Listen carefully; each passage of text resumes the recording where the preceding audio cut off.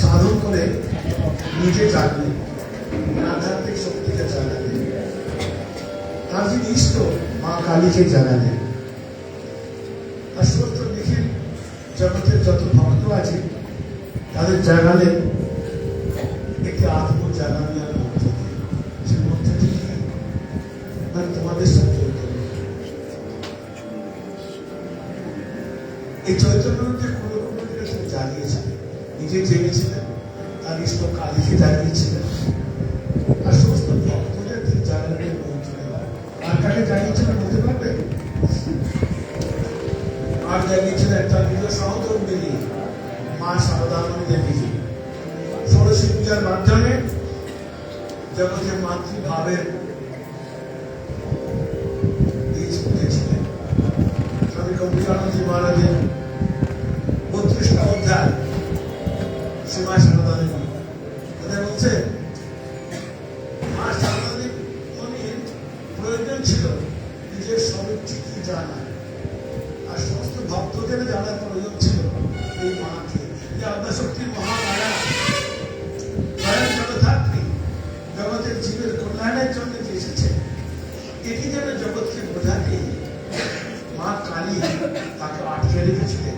ঠাকুরের সব সাধনা শেষ হয়েছিল, সাধনার সমাপ্তি পূর্ণাহতি দিলেন ষোড়শী পূজায়। কে তুমি মা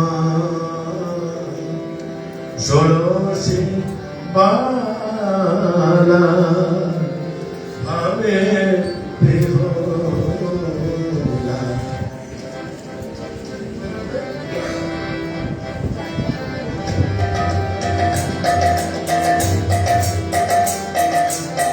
কে তুমি মা ষোড়শী বালা ভাবে বিভোলা, তোমার পদ তলে পরমে তোমার পদ তলে পরমে সবিছে জপমালা,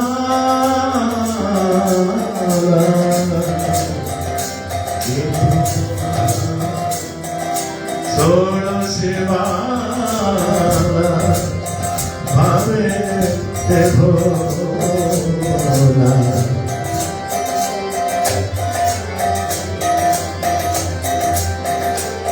অনুপম তনঘনে রূপে শশধর পারে করে নিলে যায় জীবনে যত যায়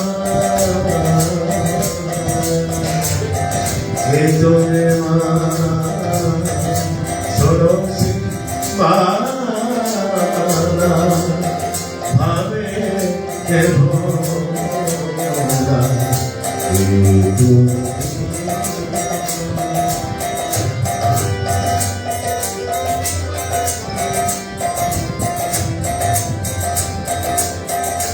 তুমি কি গো কৈলাস ছাড়ি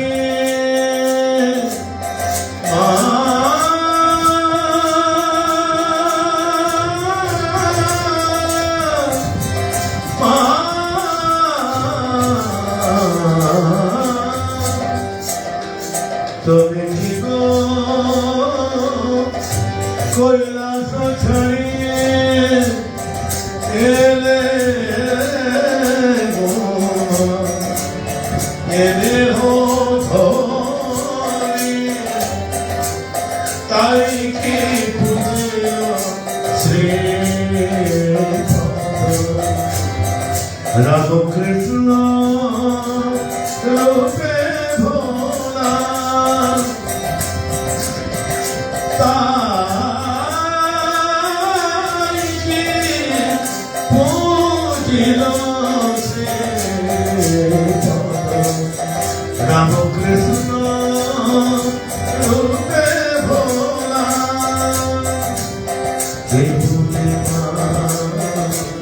ষোড়শী ভাবে দেব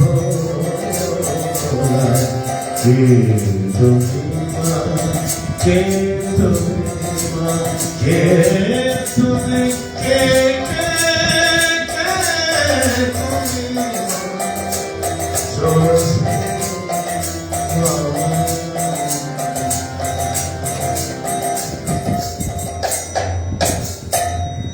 মাকে পুজো করলেন যে ভগবান শ্রীরামকৃষ্ণ কাশীতে তিনি বসে আছেন, একটি ভক্তকে প্রণাম করতে এসে বলে আমরা একটি সুন্দর শাড়ি পরে বসে আছি। ভক্তটি ভাবছে বোধহয় উনি মা, সুতরাং গিয়ে তাকে প্রণাম করলেন যে আমি নই,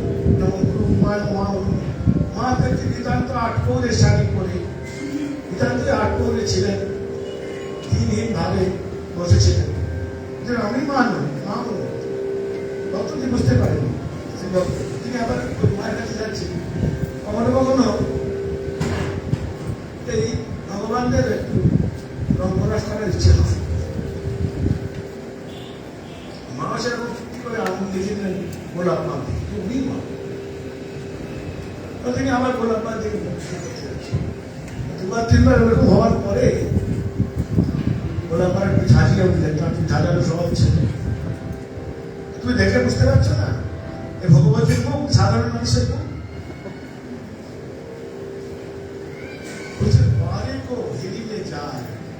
জীবনের যত দুঃখ জ্বালা মায়ের এক মুখখানি একবার দেখলেই জীবনের যত দুঃখ আছে, যত জ্বালা আছে সব জায়গা চলে যায়। সেই মাকে তিনি পুজো করেন।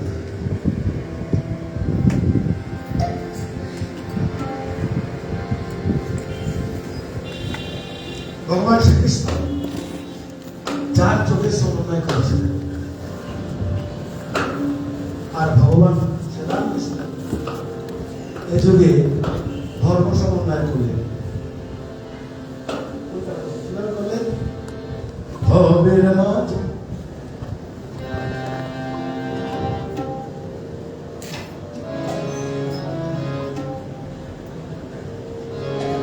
ভবের মাঝে এলেন ঠাকুর নতুন ভাবে প্রচলনে। নতুন ভাব দেয়া থাকবে, কি ভাবছে কি সর্বধর্ম সমন্বয়ের এমন রূপে আর দেখিনি। সর্বধর্ম সমন্বয়ের এমন রূপে আর দেখিনি। ভবের মাঝে এলেন নতুন ভাবে প্রচলনে। আল্লাহ গড রহিম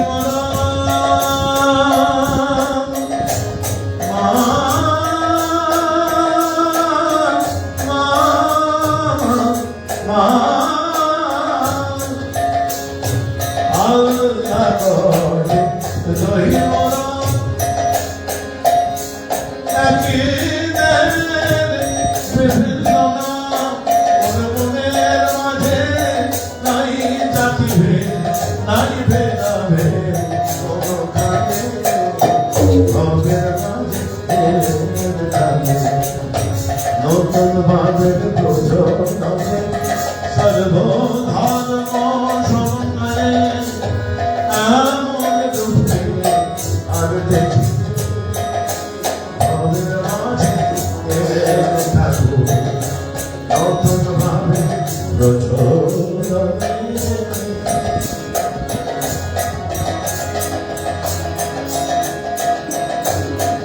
কালী সে কৃষ্ণমণি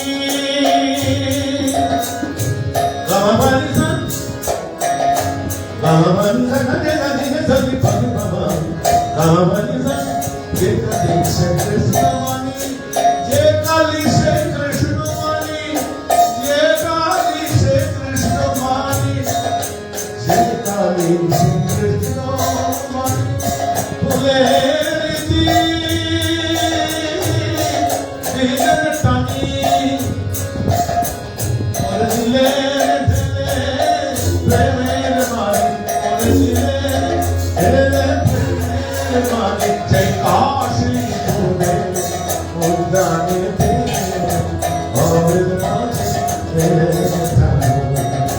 নতুন ভাবের প্রচলনে সর্বধর্ম সমন্বয়ে আমন দোষে আমি দেখি ভবে মাঝে নতুন ভাবে প্রচলনে নতুন ভাবে প্রচলনে নতুন ভাবে প্রচলনে নতুন ভাবে প্রচলনে ভাবের মাঝে নতুন ভাবে প্রচলনে ভাবটি দিলে একটি সুন্দর উপমা। এই ঠাকুরের মহিমা, শ্রীরামকৃষ্ণের মহিমা, তিনি সরল কথা সরল উপমার সাহায্যে আধ্যাত্মিক জগতে একটা মহান তত্ত্ব তিনি মানুষকে দিয়ে গেছেন। ওই যে একটা পুকুরের চারটে ঘাট, একটা ঘাট দিয়ে একটা পেতলের ঘটি নিয়ে একজন যাচ্ছে জল নিয়ে, যে জল নিয়ে গেল পাশের ঘাটে অ্যালুমিনিয়ামের ঘট, বড় ঘটি বলে না, সেটা নিয়ে যাচ্ছে একটি মুসলমান, এটা একটু পানি নিয়ে গেল। আরেকটি পাশে ঘাট, এখানে বোতলে করে জল ভরে নিয়ে যাচ্ছে, যে ওয়াটার ভরে নিয়ে একই জল, এবং সেটা ছোট ঘটিতে আসছে ওটা জল, যখন বড় অ্যালুমিনিয়াম ঘটিতে আসছে ওটা বলে না, আর যখন বোতলে ভরছে ওটা ওয়াটার। ঈশ্বর এক, আর অনেক নাম, অনেক শ্রীরামকৃষ্ণ শেখা দেন যে একমাত্র ব্যাকুলতা সহায়, যদি মানুষের মধ্যে ব্যাকুলতাটা কি দেবো, যে যেমন যদি কেউ আপনাকে জলে চুবিয়ে ধরে, তখন যখন প্রাণ সেনা আটু পাটু করবে উপরে ওঠার জন্য, এইরকম ব্যাকুলতা যখন হবে তখন তাকে পাওয়ার নির্দেশ দেবেন। তিনি সেখানে আমাদের প্রার্থনা, যদি ধরুন গেছেন দেখছে আমি প্রার্থনা করছে, কি বলছেন, এই নাম তোমার ধর্ম, এই নাম তোমার ধর্ম, এই নাম তোমার সূচি, এই নাম তোমার অসুচি, আমার শুদ্ধা করতে দিয়ে না।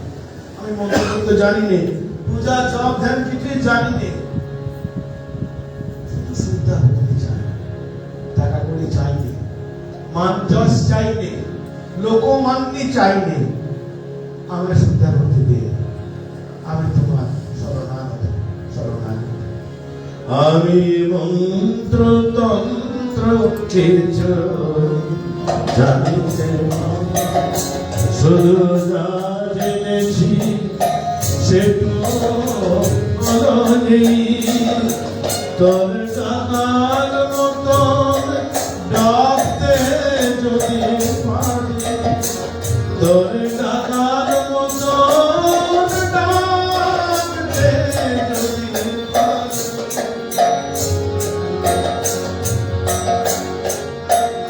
তবে আসবি নে তোর এমন সাধনে, আমি মন্ত্র তন্ত্র কিছু জানি না।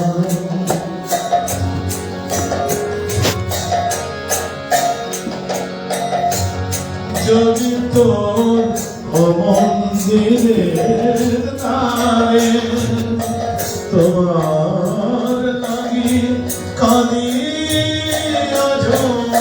ধারে, যদি তোর মন্দিরের তারে তোমার লাগি কাঁদি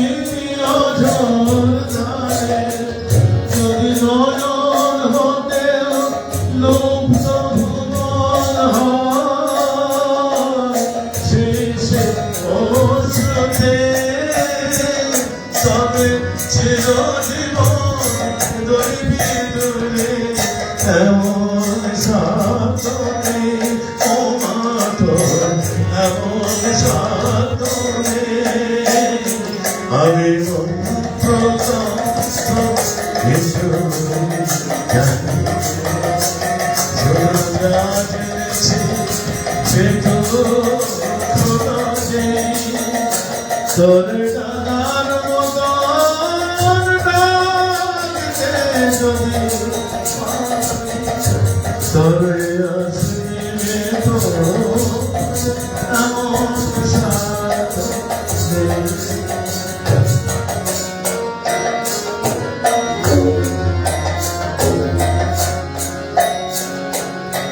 জানি আমার অনেক আছে দোষ তবু আগো তোমায় ভালোবাসি আমি নয়ন মনে দেখতে সদাই পাই তোমার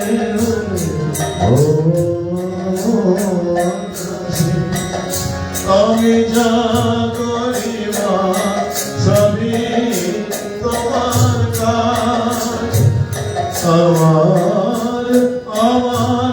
বলতে লাগলা যদি সকল ছেড়ে ঠাই পেয়েছি চরণ তলাতে তবে আমার কাছে আসবি তো এমন সাধনে ও মাধব এমন সাধনে আমি মন্ত্রতন্ত্র কিছু জানি শুধু যা জেনেছি সেটুকু খোলা নেই তোর ডানার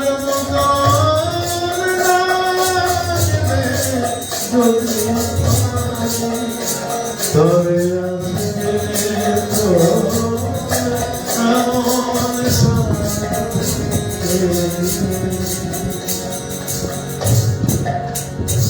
তিনি কোন শব্দ জানেন না, সূচি অসুচি জানেন না, বলছেন আমার বিদ্যাপতি দিয়ে শ্রীরামকৃষ্ণ কাঁধের জন্য এলেন এই তথাকথিত কাজের ত্যাগী ভক্ত আর ত্যাগী সন্তানদের জন্য। আমি বলবো না, ভগবান শুনলেন তার ত্যাগী সন্তানদের জন্য এলেন, তিনি কাদের কৃপা করলেন। মন্দিরে একজন মহিলা অসুচিত বৃদ্ধা, তার গায়ে একটু সেটি হয়েছে, অনেকক্ষণ জল করতে ভগবান তার মাঠের ম্যানেজার মহারাজ ভরত মহারাজ আমি শুনেছি, তিনি দেখছেন যে একজন মহিলা সকাল থেকে পুরো মন্দিরে জল করে মন্দির বন্ধভাব পর্যন্ত কোনো প্রসাদ নেয় না।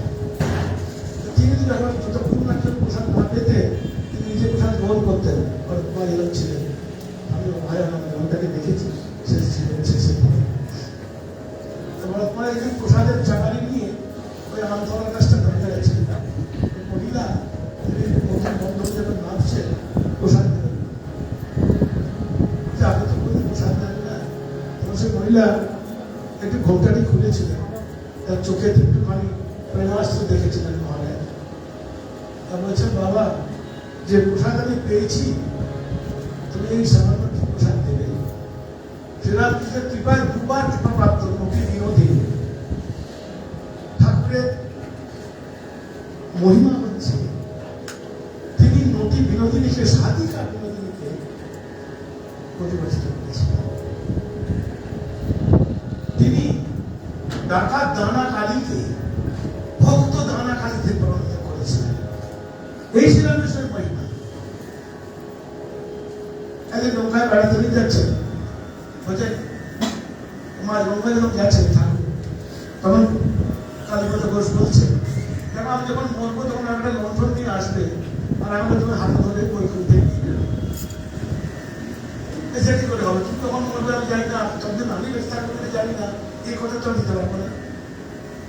তোমার তাহলে এক কাজ করে নৌকো এখানে ডুবিয়ে দিই, দুজনে একসঙ্গে মরবো, যে যেখানে যাওয়া যায়।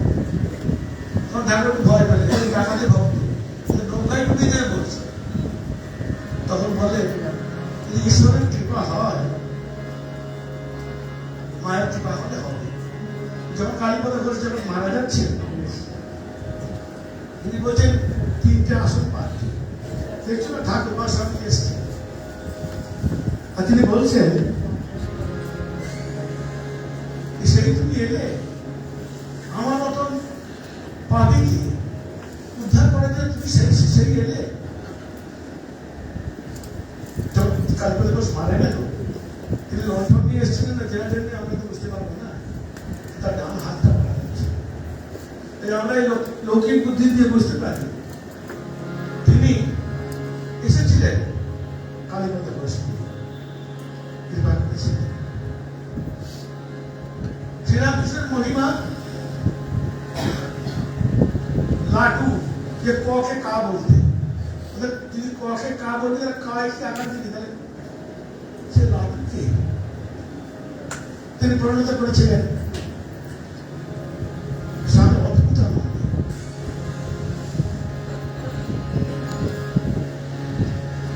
আর গিরিশচন্দ্র ঘোষ বৈষ্ণবের অবতার মহারাজের, আমরা গৌহাটিতে একটি অসাধারণ বক্তৃতা শুনেছি, তিনি কিভাবে গিরিশকে কৃপা করেছিলেন মনে করেছিলেন। যে গিরিশ ঠাকুরকে বলছে আমি এত পাপ করেছি, গঙ্গা স্নান করলে গঙ্গা জল শুকিয়ে যাবে।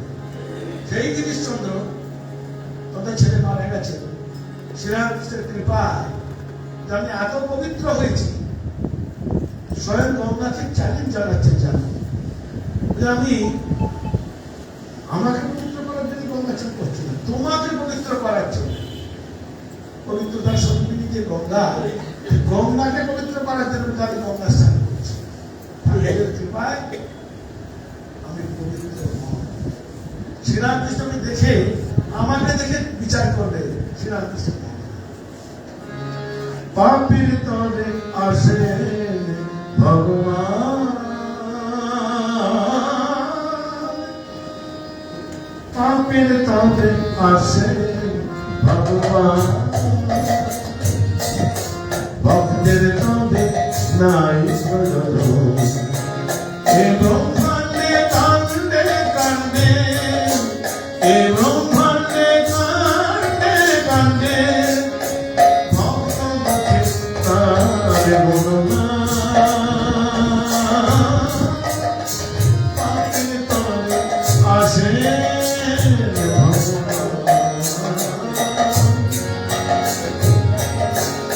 ভক্তের তরে নাই প্রয়োজন। শোনো রে এ ব্রহ্মাণ্ডে কান্দে কান্দে, এ ব্রহ্মাণ্ডে কান্দে কান্দে, ভক্ত মুখে তার গুণগান, ভক্তের মুখে তার গুণগান। পাপির তরে আসে ভগবান।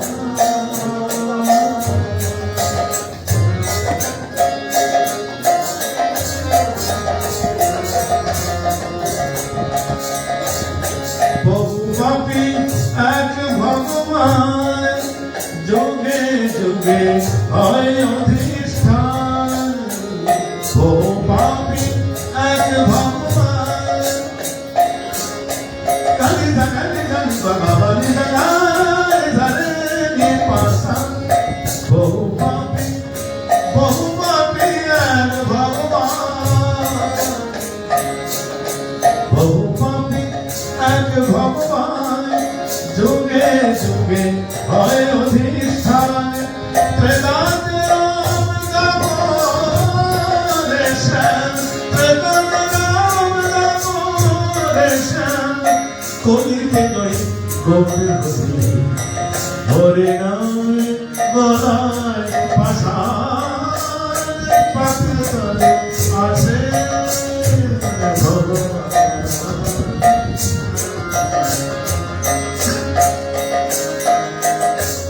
কালী আমার কালো হরা, মন মোহিনী ভবনারা। কালী আমার কালো হরা, মন মোহিনী ভবনারা। ভবার ধরে ধরে, ভবার ধরে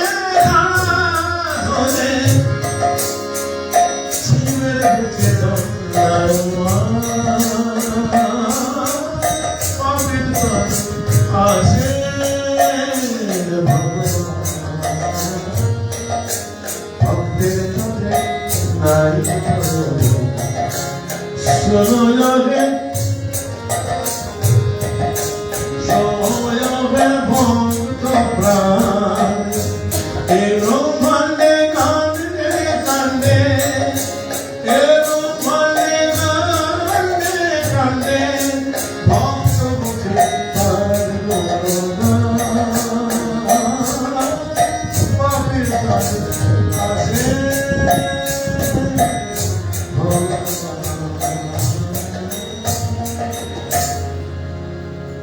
সবাই ভালো থাকুন, আনন্দে থাকুন। রামকৃষ্ণ সঙ্গে যারা ভক্ত বেশিরভাগ বিজয় করালো তাকে শেষ গান গাই। কারণ দিনের সকালটা কারে আমাদের খেলাধুলা জীবনের সকালটা, বিকেলটা নিয়ে পাবে, দুপুরটা নিয়ে ছেলে মানুষ করতে অনেকটা সময় চলে যায়। তারপরে আজকে তার পরন্ত বিকেল এই 50 থেকে 70 মোটামুটি রামকৃষ্ণ মানুষের ভক্ত, বেশিরভাগ হাঁটু ব্যথা প্রেশার সুগার আছে। কারণ এরা ঠাকুরের কাছে কি প্রার্থনা করবে? টাকা পয়সা প্রার্থনা করে তো লাভ নেই, কারণ বৌমা রাত্রে রাত্রে ভোগ করবে। এরা ঠাকুরের কাছে কি চাইবে এই প্রার্থনাকে করে আজকের অনুষ্ঠান শেষ করে। জীবনের বেলাটা করে যাচ্ছে, বিকেলবেলা এসে গেছে, রাত্রি নামবে, প্রেশার একটু আছে, সুগার তো আছে, হটুলাটা আছে। কি চাইবে ঠাকুরবার কাছে? মা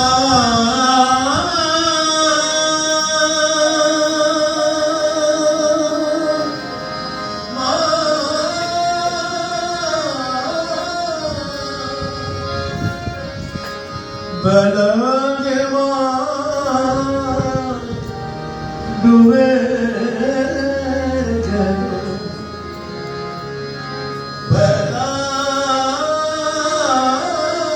মা ডুবে গেল, দেখ কি মা দেবে এবার।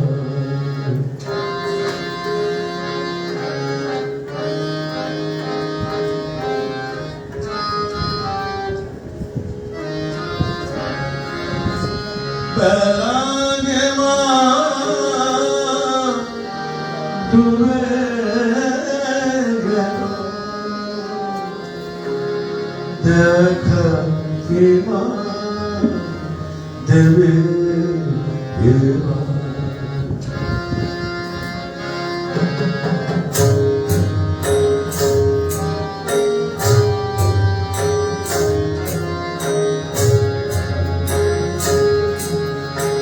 বেলাগে মা ডুবে গেল, দেখা কি মা দেবে এবার। আমি গেলাম দিন ভিখারি, আমি গেলাম দিন ভিখারি, ভক্তি বিশ্বাস নাই আমার। বেলাগে মা ডুবে গেল, দেখা কি মা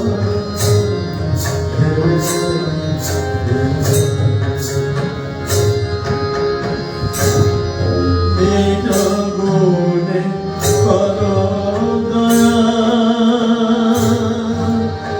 তোমার পদ ছায়া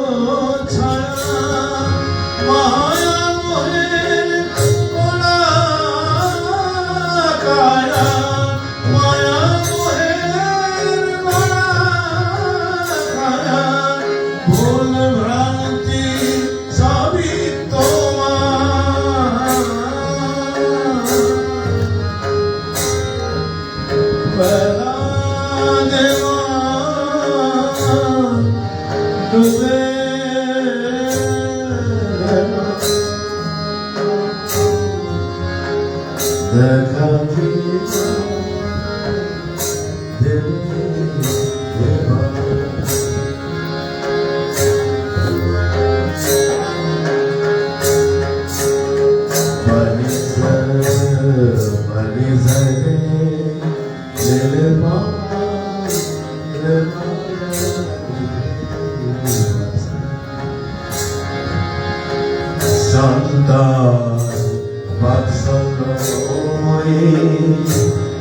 ব্রহ্মাণ্ডে ব্রহ্মময়ী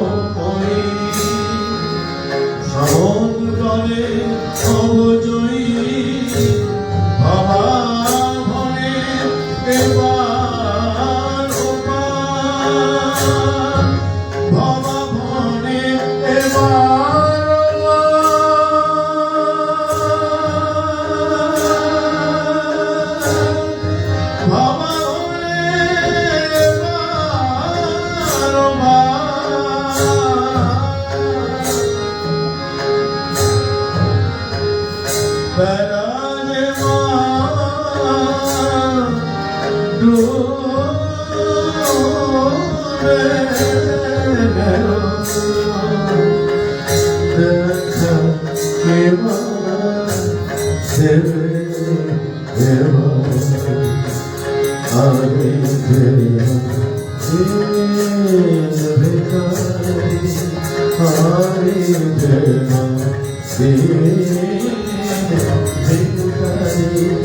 ভক্তি বিশ্বাস নার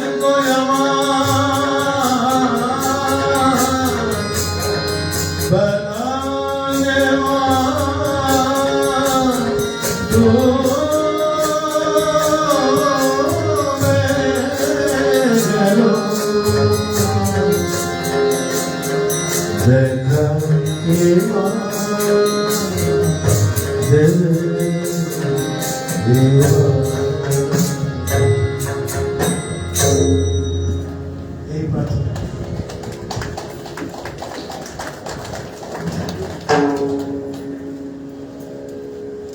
আমরা এই প্রার্থনা করি তিনি যেন শেষকালে আমাদের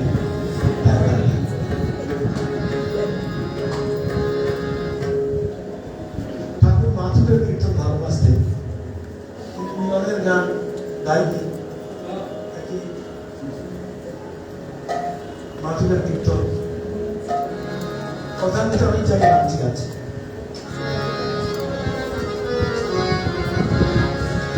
গোকুলের আমন্ত্রণে বলরামকে আর শ্রীকৃষ্ণকে নিয়ে যাচ্ছে কংসের কাছে আর মাঝখানে গোপীরা কথা বলতে রয়েছে তখন শ্রীকৃষ্ণ পথ আটকে রেখেছে এই গানটি শ্রীরামকৃষ্ণ বারবার দিয়েছে দেখো রথের চাকাটাকে ধরো না রথ মানে কি জীবন গতি এই রথের গতি যদি আটকে রথ থেমে যাবে তার জীবনকে থেমে যাবে তাই রথের চাকাটি ধরো রথযাত্রা লোকারণ্য রথযাত্রা লোকারণ্য ভক্তের লোকারে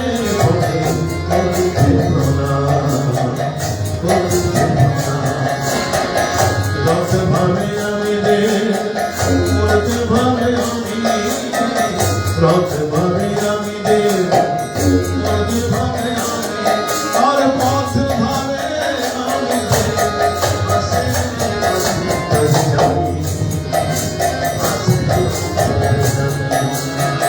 রথ ভাবে আমি রে মূর্তি ভাবে আমি পথ ভাবে আমি রে হাসি অন্তরে যাবি হাসি অন্তরে যাবি হাসি অন্তরে যাবি ধরো না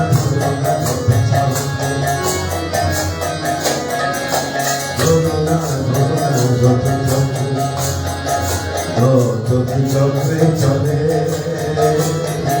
যে রথের চক্রে রথে যে রথের চক্রে রথে চাঁদ চক্রে চলে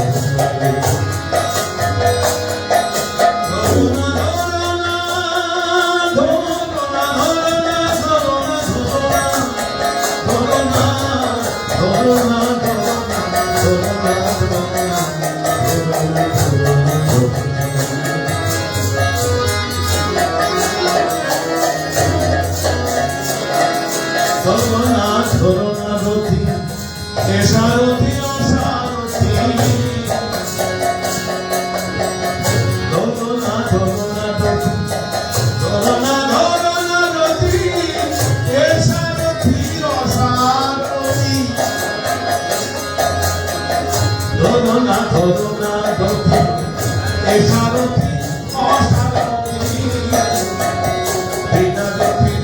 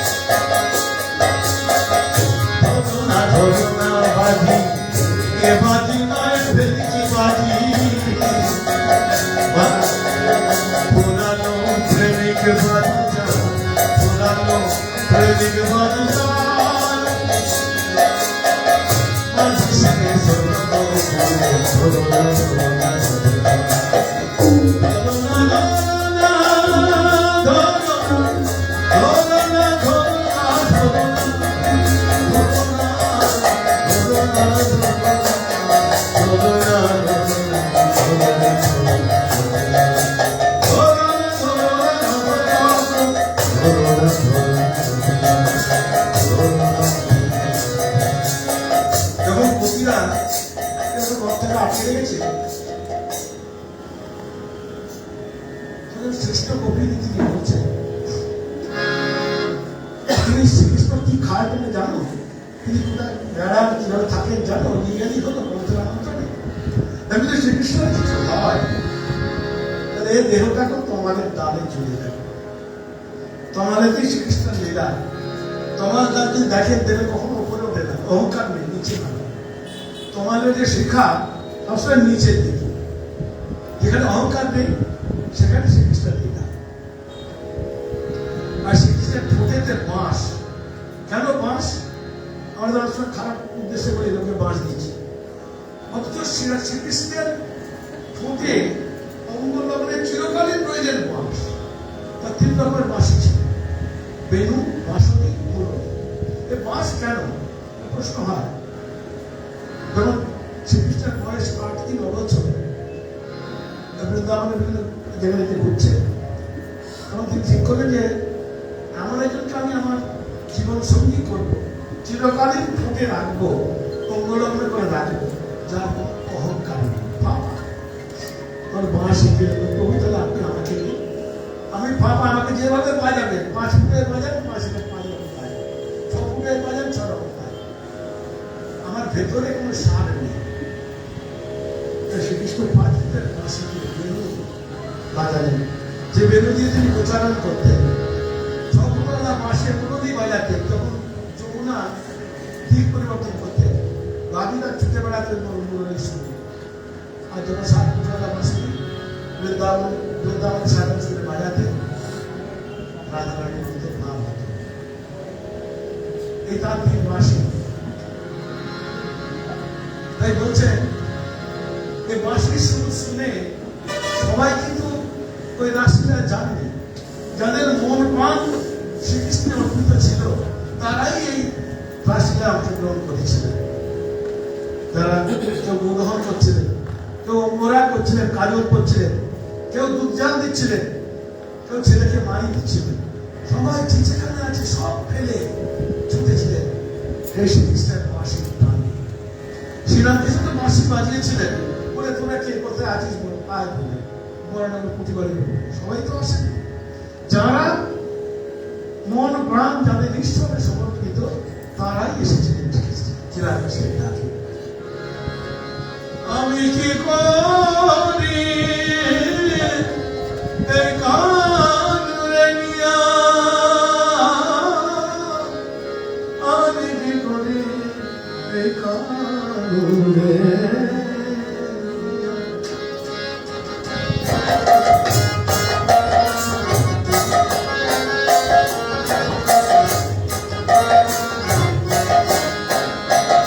সে যে নিঠুর কানাই দয়া মায়া না,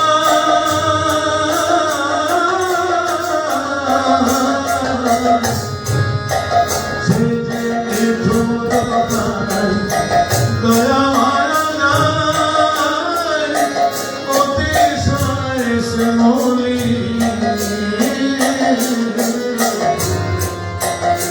আমি কি করি এই কানুরে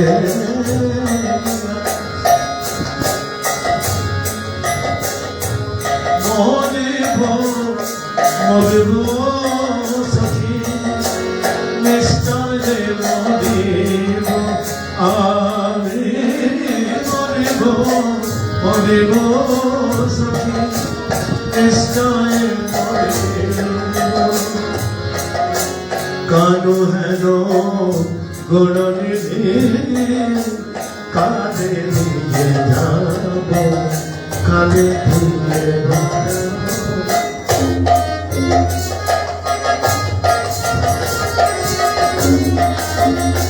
আমি কানুরে কানে বিহে বাজাবো, কানুরে কানে বিহে বাজাবো, সে যে ভালো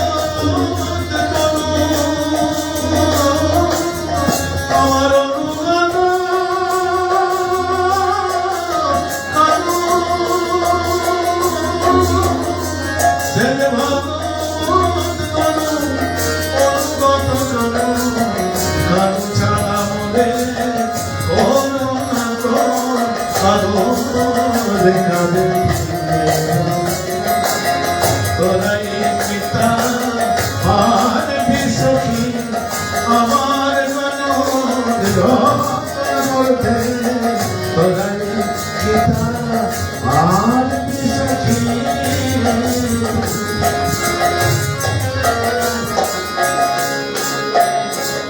না পুরায় রাধায়ঙ্গ, না ভাষায় জলে, না পুরায় রাধায়ঙ্গ, না ভাষায় জলে, মরিলে বাঁধিয়ে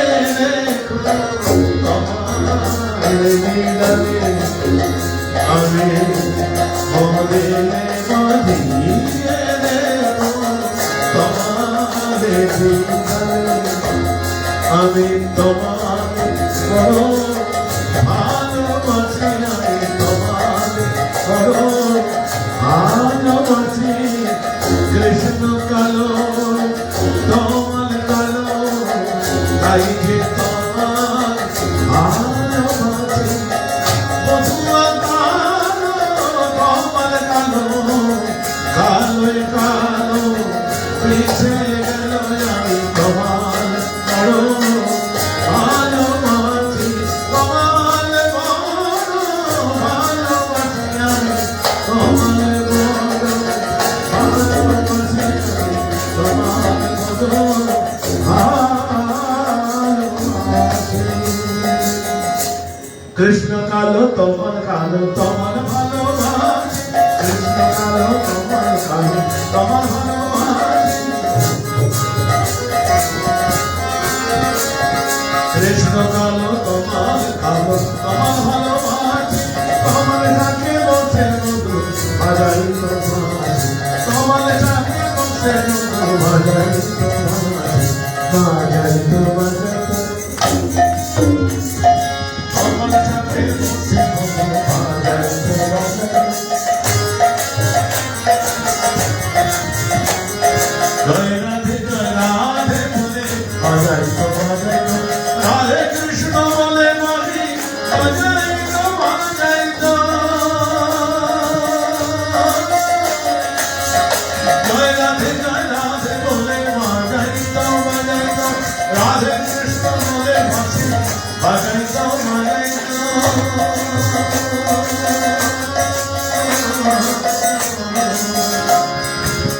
যমুনা তো কেনে কোলে কেনে কদমে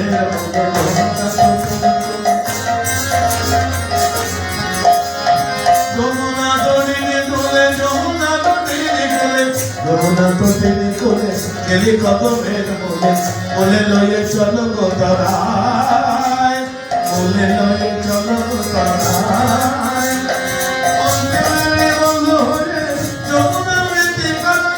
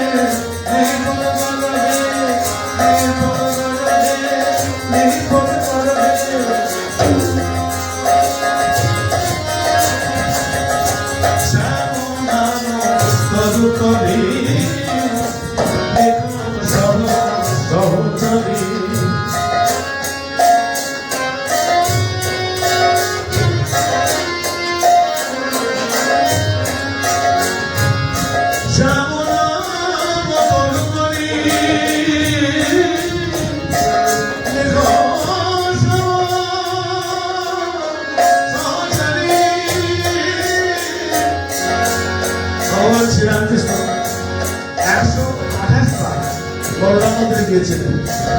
যখন বলরাম মন্দিরে কীর্তনটি হচ্ছে ঠাকুর আগুন দিচ্ছে প্রভু হে প্রভু হে শ্যামরাম তরুণী দেব